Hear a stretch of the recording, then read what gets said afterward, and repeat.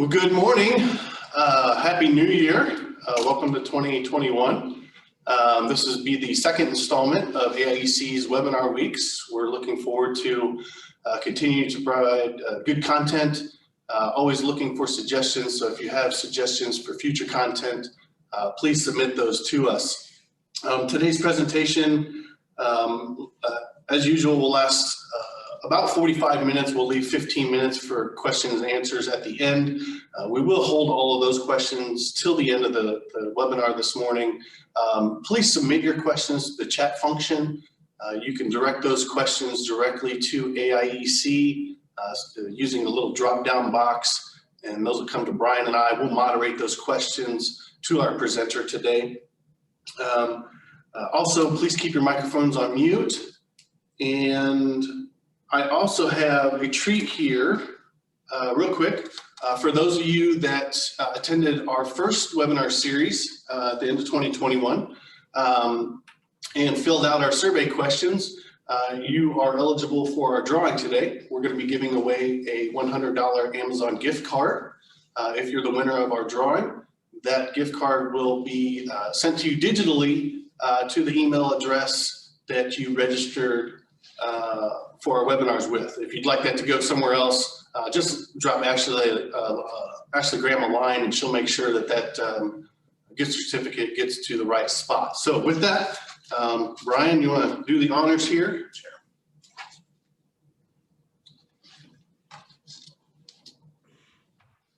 The winner is Kelly Hintersher with Norris Electric. So I don't believe they are on this call, so we'll reach out to them and make sure they get their Amazon gift card. All right, well, congratulations to Kelly. Also, today at the end, stick around for the end of our webinar. There'll be another prize drawing for only the participants on this call today. So don't drop off early, stick around to the end, and you could be a winner for our second drawing. Brian, who's our presenters today? Our presenter today is Brad Sipe. Brad is the Director of Business Development with Lakeland Industries. Brad has been in the apparel industry for 20 years, with 15 of those in the FR world. Sipe is a published author on FR fabrics, heat stress, and layering. Sipe has developed the industry's only high-performance layering system, and we take a look at how to stay warmer and drier in the winter months and cooler and drier in the summer months. So with that, I'll hand it off to you, Brad. Good morning, everybody. Thank you, Brian. Happy New Year to everybody. I just wanted to open with, we hope it's a safe year for everybody. Stay safe out there, and it's time to wash, rinse, and repeat here. So I appreciate the opportunity to speak with you this morning. Feel free to reach out to me if you have any questions offline, if you so need. Wanted to discuss a little bit this morning about heat and cold stress. Cold stress is just as important these winter months as heat stress is. How layering affects both of these, and high performance FR, basically what is it and what is the correct way to layer in these winter months. So just to start out this morning, I'm going to show you a series of slides. And I just want you to think for a second. Well, I'm not going to speak during while I show you these slides, but what do these people have in common? Here we go.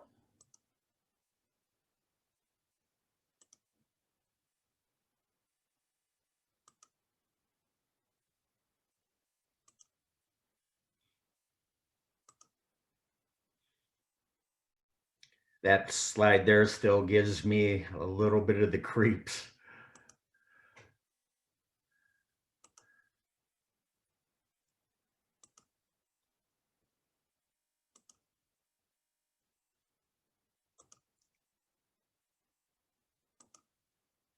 So again, what do these people all have in common? Well, they are all athletes. Some are weekend warriors, some are professional athletes, others are industrial athletes. But they're all athletes, whether they're competing outside of work or competing at work. They all have to have a certain skill set in order to do their job effectively and efficiently, and most importantly, safely. So shouldn't we offer them the same advantages at work as they can receive outside of work? Well, that's what we're going to discuss a little bit today. So I always look at injuries as reported to OSHA every year. And are there more arc flash, flash fire, or heat stress related injuries as reported to OSHA every year? It's really mind-boggling to see what the statistics are every year. But if you look at this, heat stress related injuries are far more prevalent than both arc flash and flash fire combined. So it's a real problem out there, and we need to address it in different ways. So basically, high temperatures place stress on our bodies. We all know that. But when the body's cooling system has to work too hard to reduce excessive heat, it strains itself. This physical strain, in combination with other related factors such as work, loss of fluids, or fatigue, could lead to heat disorders, temporary or permanent disability, and even, as you could see in some cases, death. So what is heat stress? Well, really the heat equation is the combination of high temperatures plus high humidity plus physical work can equal heat illness. So as you can see, these are three different levels of work environments. So even when you're working in the caution range, you can quickly escalate to heat stress, and it can quickly spiral out of control. So it's really the combination of many factors that can contribute to heat stress. We wanted to take a look at those. So what are some of these contributing factors? Well, some of these you can control, some you can't. So let's take a look at these. Well, we really can't control our age, our level of fitness. To some aspect you can. And then our medical conditions, our DNA. We can always control our alcoholic intake with the dehydration. But some of these things we just can't control, which is Mother Nature and sweating.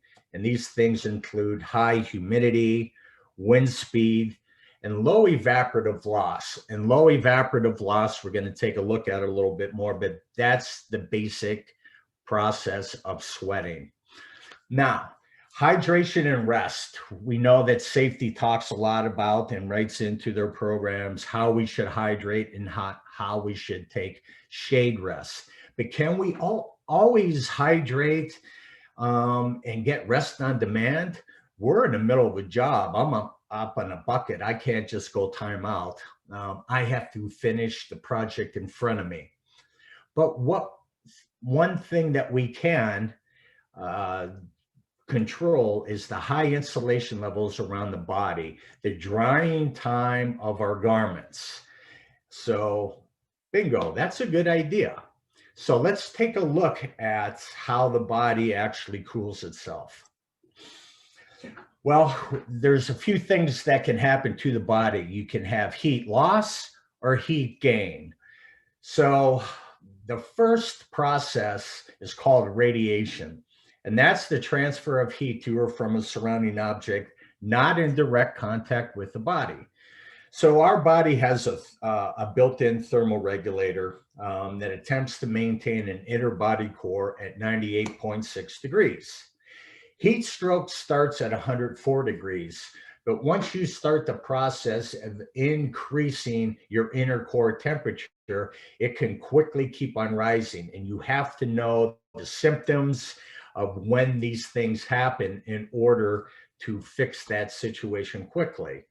So this is a process, as you can see, this person here, this football player, is losing heat because the outside temperature is less than his inner body core. Now, what would happen if the temperature is above 99 degrees outside, or it's high humidity as well? In that case, you're adding heat into the body. So remember, you can put heat in and lose heat as well. So this is just the first way of how the body tries to cool itself. The second way, for all us dog lovers out there, is a process called convection. Now, this is the transfer of body heat to or from air moving over the skin. And I can probably guarantee that we've all done this process once or twice throughout our life. But think about this. If the air temperature is still high out there, let's say it's 99 degrees and you go sit in front of a fan to cool itself, are you actually cooling itself? Well, you're not, because the air temperature outside the body is still adding heat to you. So sometimes convection will not work as well, depending upon Mother Nature and the outside environment. The third thing is called conduction.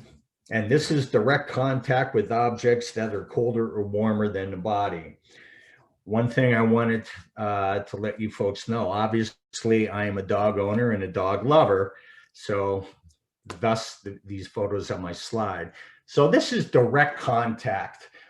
This is why we take a bag of ice and put it on the back of our neck, or a cold towel and slap it on our forehead. This is another quick way to cool the body when it's needed. The last thing is called evaporation. And this is basically the reduction in temperature resulting from the evaporation of a liquid, which removes latent heat from the skin's surface from which evaporation takes place. This is the basic process of sweating. We're going to discuss this a little bit too. The reason why you become flush when you overheat is because the body is pushing more blood to your skin surface in order for it to cool. This is how the body cools itself. So remember, the amount and speed of heat transfer, which is either the gain or loss, depends on a number of factors: the temperature of the air and surrounding objects, the air movement, and the humidity. So when you get to work, you need to understand the environment that you're working in and what you have on your body, and your hydration and your rest techniques, what you're going to do to combat the environment. You have to consider all these options. Excuse me.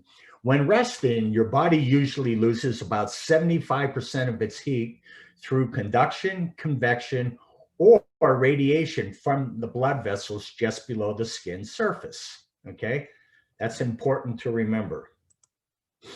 So, as well, when more blood is pumped to your skin for cooling, less blood goes to your brain. So you have to remember, bending, squatting, standing up suddenly can result in dizziness or momentary blackout, which can also cause other accidents.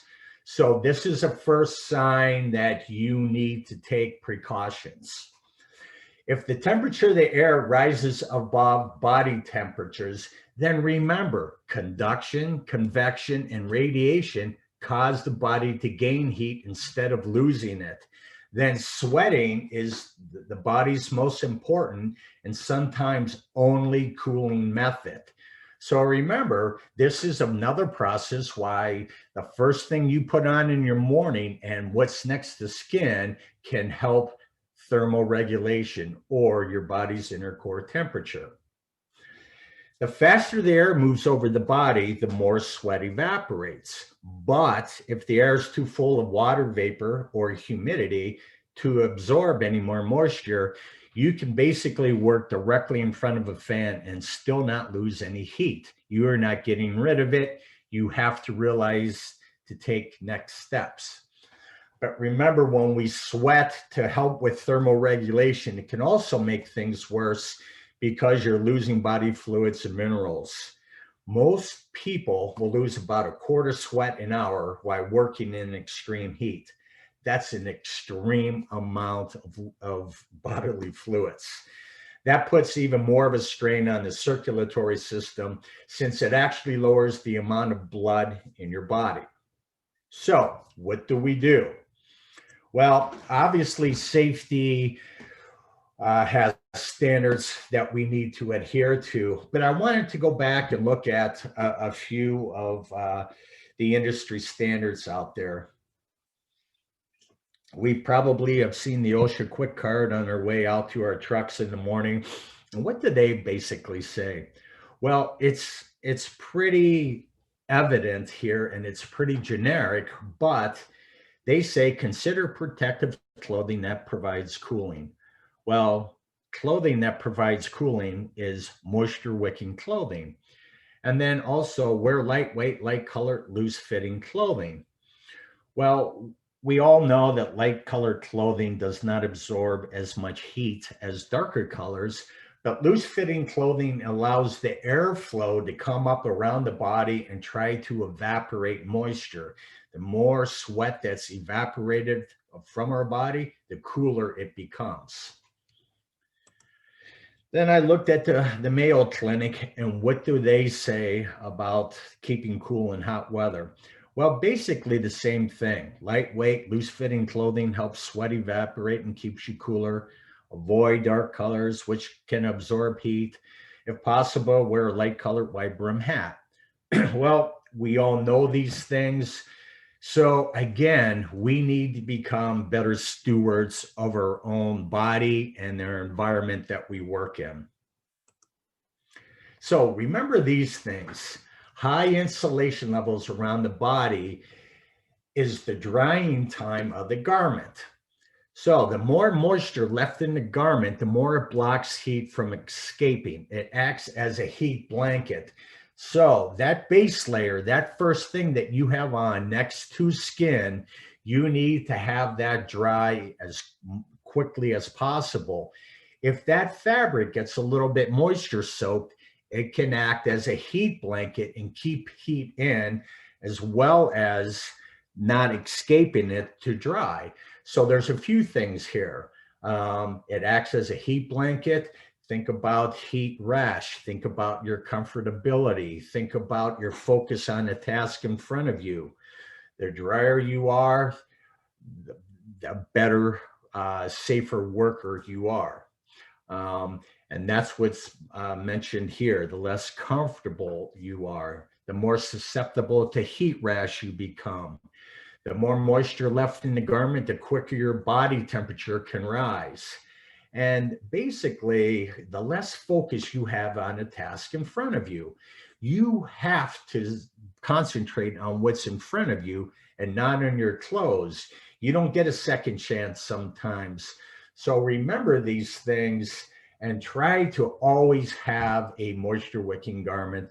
It's basically the first thing you put on in the morning for your comfort level, and it's also your last line of defense as well. So I wanted to talk a little bit, that's a little bit about heat stress. I'm going to put all these together here for you. But what is cold stress? Cold stress is basically what we're in a little bit now during the winter months. And this occurs by driving down the skin temperature and eventually the internal body temperature. Remember, we talked about 98.6 degrees. That is what our body tries to strive to stay at all the time. When the body is unable to warm itself, serious cold-related illnesses and injuries may occur, and permanent tissue damage and death can result. Types of cold stress includes trench foot, frostbite, and hypothermia. Well, we need to know the signs because, again, these can escalate out of control quickly. So some of these symptoms include cold, tingling, stinging, or aching feeling in a frostbitten area, followed by numbness. Your skin color turns red, then purple, then white, or very pale, very cold to the touch. And then basically you can get into hard or blistering skin in severe cases. Now, what is the typical scenario of cold stress? Well, it's basically layering the incorrect way. You put on a mid-weight garment or heavy outerwear that does not wick moisture and absorb moisture from inner layers. Your base layer, what you have next to the skin, gets cold and cold stress ensues. So some people might go, yeah, I've got a moisture wicking shirt on, and they're out there producing energy because they're working a little bit. But once your body quits producing energy and you're in a standstill state, whatever you have on affects everything. So what you need to remember is layer from the inside out and not outside in. The first thing people do is try to go put on that 20-ounce duck coat that they have, and that's the worst thing you can put on. Number one, you don't have movement and functionality. It's very stiff, but that blocks all the heat and moisture on the inside. So think about every layer that you put on needs to continue to wick moisture, pick up moisture from layer to layer to layer. And then what your outerwear is supposed to do is be lightweight and functional and keep the elements out. It should have some water and wind resistance. If you do this, you'll be more functional, you'll be drier, cooler, or warmer, depending upon the conditions. I've seen this for so long over the years. Everybody layers from outside in and not inside out. So you can use less weight on your back if you layer correctly. We'll talk about a few of these scenarios in a few more slides as well. So that's very basic heat and cold stress scenarios, but things you need to remember. Now, how do performance fabrics work, and what is their effect on heat stress? Well, let's talk about the history of moisture wicking fabrics. I live by this following mantra here. High performance fabrics were originally created to boost an athlete's performance in extreme outdoor situations by keeping them drier and cooler in hot conditions and warmer in cold weather. Well, athletes have been wearing moisture wicking clothes for over 20 years to compete, to have an advantage in. Why can't our industrial workers have that same advantage? Why can't they compete better? Why can't they be warmer, cooler, drier, be more focused on the task in front of them? Don't we owe it to them to work in a better, safer environment? I believe we do. There are a few psychological plays here, both physiological and psychological. Keeping a body cooler by facilitating thermal regulation, which is your body's cooling mechanism, is a physiological advantage. That just means your body does this innately all the time.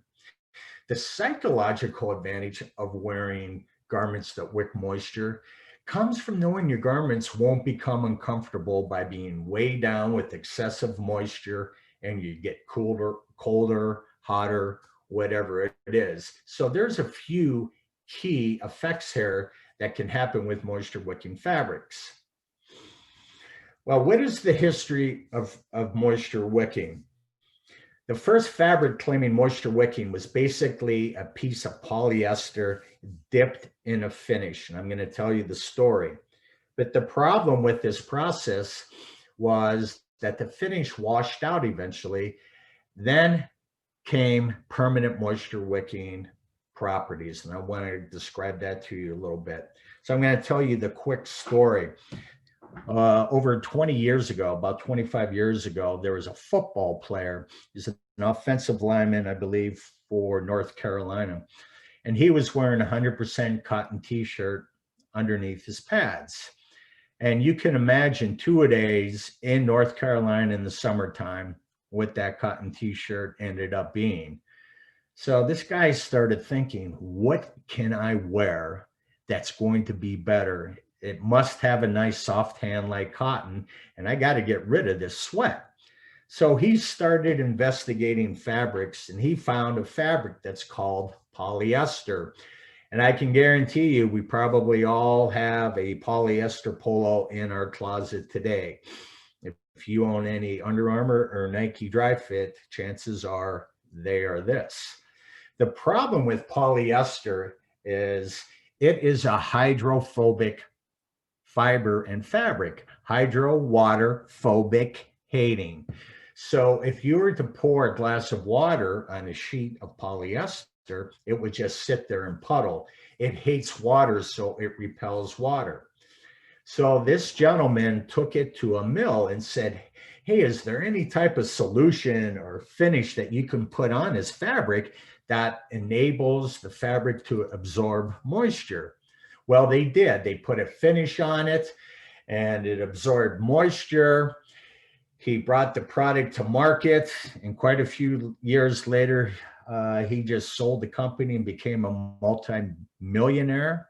Could be a billionaire. I haven't researched that out. And the name of that company was Under Armour.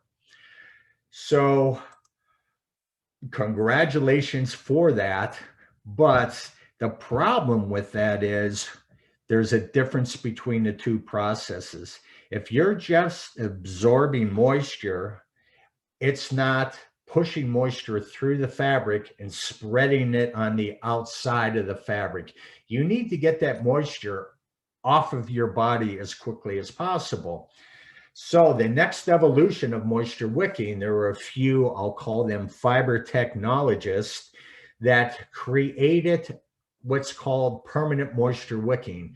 And they took two synthetic fibers, some hydrophobic fibers, blended with some hydrophilic fibers. And hydrophilic is a term for hydro, again, is water. Philic is loving.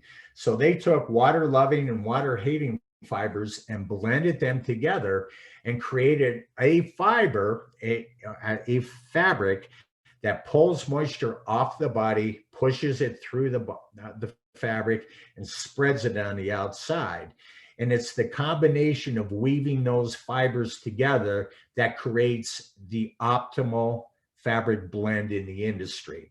Okay, so that's the right process of how moisture wicking is supposed to work. Not just absorb moisture, but absorb it, push it through the fabric, and spread it on the outside. That is the science behind moisture wicking. That's how athletes get an advantage to compete. Their inner core temperature stays regulated. They're drier, they're warmer, they're not fidgeting with their clothes. They can run harder, compete longer due to this principle and this property. So what's the optimal blend for moisture wicking fabrics? What blend of fibers wick and transport moistures faster? Well, there's a lot of different type of blends in both the consumer world and the FR world that we live in. And I always try to educate and become a better shopper. And I don't want to get into the weeds here, but in our world, hydrophobic fibers are the aramids, the monocrylics, and the nylons. You blend that with hydrophilic fibers that are the cottons, the rayon, the lyocells. And what we did before we launched our layering system, we tested all these properties in an independent lab and found out which fabric works the best. Hey, what pulls more moisture faster off the body, pushes it through the fabric, and spreads? Well, we found a little higher percentage of hydrophobic blended with a little bit lower percentage of hydrophilic works better. Now, there's other moisture wicking fabrics available in the market, but they're not optimal. They don't work as better than this blend right here. So what I say is whenever you go shopping, look at the tag. If you see that it says 100% of any one fiber, for instance, 100% cotton, 100% polyester, and also the claim that it wicks moisture, know that it has a finish on it. That finish will wash off, and then you're buying a garment that won't do what it's supposed to do in the beginning. So look at the tag. This is an example of one of Lakeland's tags. So you can see that a 50% amode acrylic added with a 10% Tworon gives you a 60% hydrophobic versus 40% tensile hydrophilic blend. So what Lakeland did is we went and took this blend and put it into every layering garment, whether it's a base layer, mid-weight, or an outerwear blend that we have, knowing that you guys were going to stay warmer, drier, cooler, depending upon the conditions. So this is the blend used by the world's premier athletes. So if you want to have that opportunity to compete like that, know that you can do that internally in the FR world. So layering is another critical component for warmth, dryness, and comfort. We've talked about it a little bit. A layering system starts with next to skin. The first layer you put on in the morning is your comfort level all day, and actually your last line of defense. So that's critically important, what you put on. We've mentioned to you, what is moisture wicking? Well, let me put another term to you, and I call it permanent moisture wicking, something that can't wash or wear out. Know what you're buying. And then also know that if you put a restrictive garment on that doesn't have moisture wicking properties, then you're impeding whatever you do have on that wicks moisture. Everything stops right there. So your base layer, your mid-weight, and your outside, your outerwear all need to work together, okay? So it's incredibly important to know your outside environment. For instance, I learned how to downhill ski many, many years ago in Jackson Hole, Wyoming. And my first run in the morning was maybe at 9 a.m. and it was very cold. So I always wore a very lightweight base layer. My next layer that I put on was a little bit heavier weight fabric, a mid-weight layer. And the heavier weight, the fabric, acts as a heat shield. So I wanted to stay a little bit warmer because it was colder out. And then I just put on a very lightweight outside parka that was water and wind resistance. Well, about 11 or 12 a.m. when the sun comes out, I've got the juices flowing, I'm really burning a good sweat, I got too hot. So what I did was I took off that mid-weight garment and either put on a lighter weight mid-weight garment or just kept it off in order to keep my cooling process working specifically for me.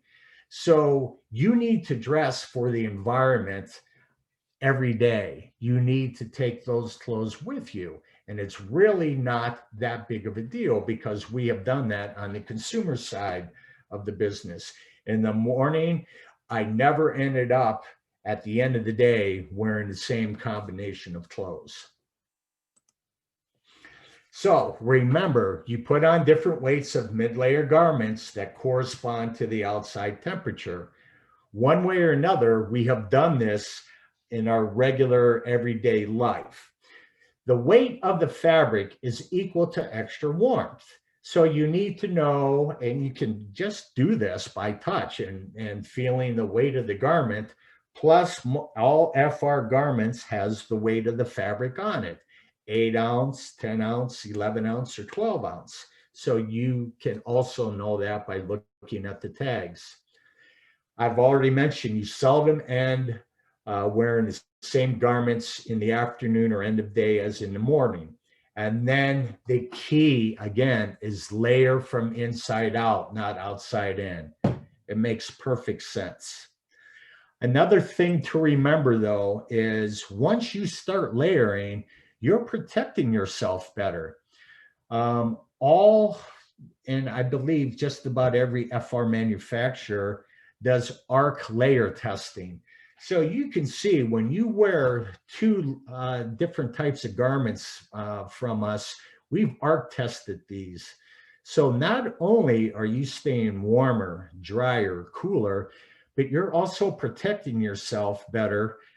Think about, we always say, I just need something Cat 2 or an 8 cal, but you're protecting yourself all the way up to 43 cal, 28 cal, 45 cal, and in some instances, even higher than that. So why not get the highest ATPV level you can with the comfort level that you desire? Okay, so know that you're also protecting yourself better. Another way to think of this is by the following. Comfort is subjective. Everybody has a different comfort level, how they think this fabric or this shirt or this garment feels on my body, but performance and protection is not. We can have that document. So what is comfort? Well, it's not only about a soft hand. It's not what it says on the package. It is how it performs for you out in the field. And what are those critical factors? Well, we believe comfort is and involves the following functions. Permanent moisture wicking technology. It has to have functionality. It has to have design, arm movement, flexibility, very little shrinkage. Layering. It provides moisture management and reduced weight of clothing. In our layering system, we've taken so much weight off your back. There's many instances where we hear from guys out in the field, oh, I'm not going to stay warm like this. And we go, get out there, test this. And they come back and go, this is amazing because you have layered correctly. Well, comfort is also garments that last longer, lighter weight, lighter colors. It won't help you heat up. So if you look at everything scientifically, all garments, FR or not, are a contributing factor to heat stress. So as we have looked back, what you put on can affect your performance out in the field. So athletes have been wearing performance-based clothing for years. Now you, provided by Lakeland, can provide you with garments that feature the superiority, built-in functionality, and everyday athletic wear. Compete like some of the world's best athletes out there. Lastly, I wanted to talk to you about the keys to a successful program. You need to ask questions all the way through this process. But as we all know, we need to complete our hazard risk assessment. That's going to tell us the cal rating that we need to protect against. Identify the hazard. If it's a flash fire, you look at the body burn percentage of the garments. If it's an arc flash, look at the ATPV rating, which is a cal rating. You need to wear test different fabrics and garments. The reason for different fabrics, because they could perform different from you. And then you need to choose the fabric that meets and exceeds that hazard, okay? And then specify that fabric. I've just mentioned this, but we all need to forget about just asking for a Cat 2 garment. A Cat 2 standard is anywhere between 8 to 25 cal. And if I had to work in an environment, I would want to be wearing something that was cool, comfortable, and functional and gave me the highest protection available in the market. So start looking at garments that provide a cal rating and not just asking for a category rating garment. Next, specify the manufacturer of that fabric that you liked and of those garments, because the chances are every manufacturer cuts garments differently. Some don't have nice cuts. Some cut it like a sack of potatoes. Some have athletic cuts. So the fabric and the manufacturer, along with the cal rating, should be specified into your program. And then go figure out how you want to purchase it and if you want to do an industrial laundry method. What happens for most failures of this process is everybody starts at the bottom. They go to an industrial launderer or a distributor and say, hey, I want to get FR. What do you have? Well, that's not the right way to do it, because chances are they're going to align you into what they have, and it might not be the best fabrics in the market. It's what they can make the most money on. So if you do this from the top to the bottom, chances are you will have a successful FR program. Okay. Now I wanted to play a little slide or a little video for you here about a layering system. So this will be a quick few minutes, and here we go.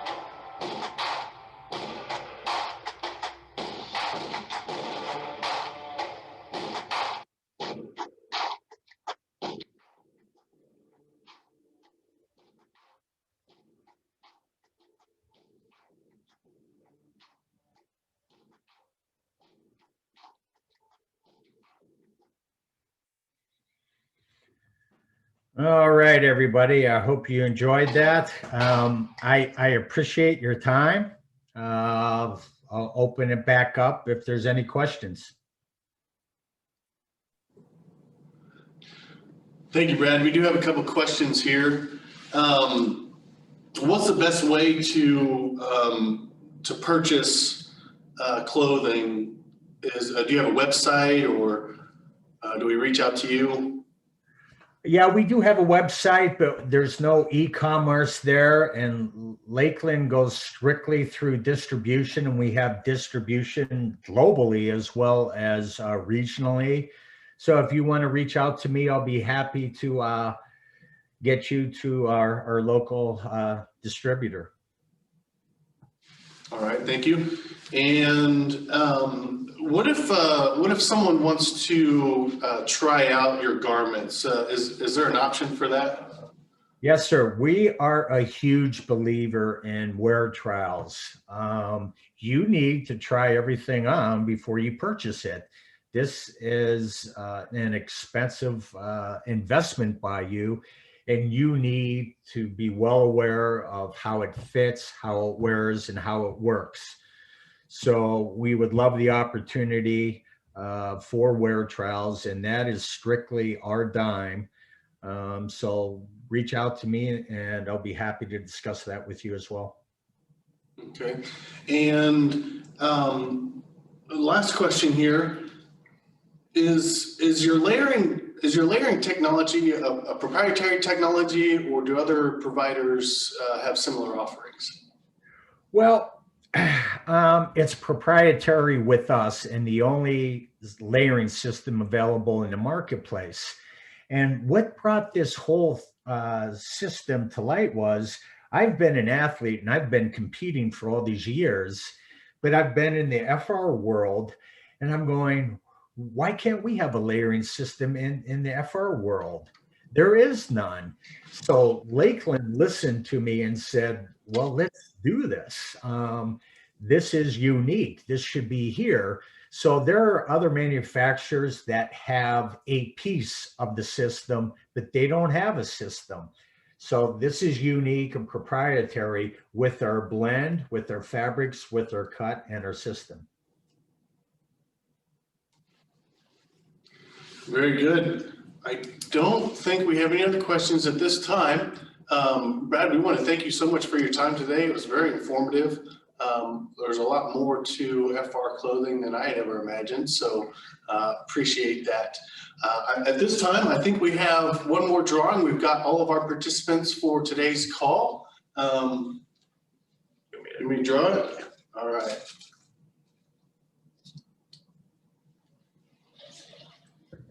All right, our winner for today's webinar is Tim Huber.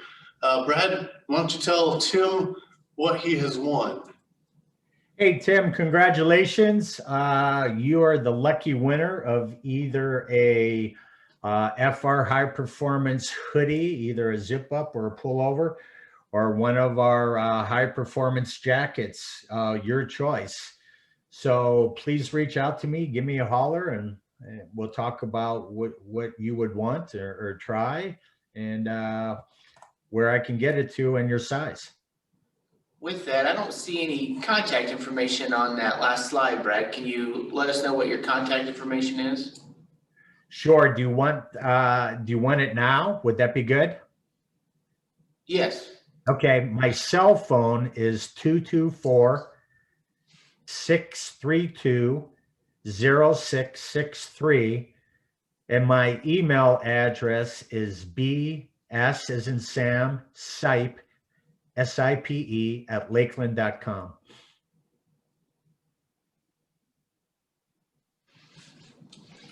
All right. Well, again, Brad, thank you so much. Coming up at, I believe it's 10:30 will be our next webinar in the series today.